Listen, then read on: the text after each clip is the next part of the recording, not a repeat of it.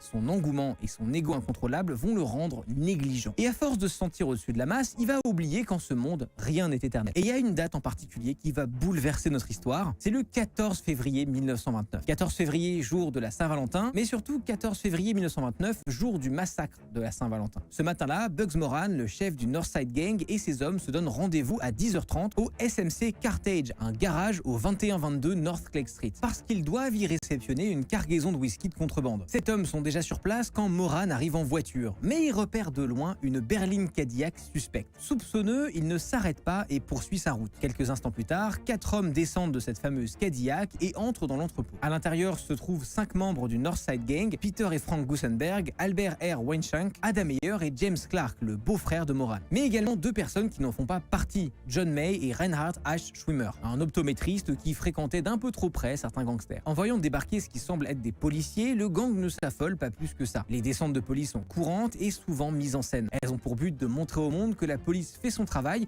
mais elles se règlent en réalité presque toujours par des pots de vin. Les 7 hommes déposent leurs armes et s'alignent contre le mur, comme ça leur est demandé, sauf que contre toute attente, les policiers ouvrent le feu et les massacre. Lorsque la vraie police arrive sur les lieux, elle retrouve plus de 100 cartouches sur le sol. C'est un véritable carnage. Et il n'y a aucun témoin oculaire. La seule chose que les forces de l'ordre sont capables de déduire, c'est que des personnes se sont faites passer pour des officiers de police afin de procéder à cette boucherie. Et c'est tout.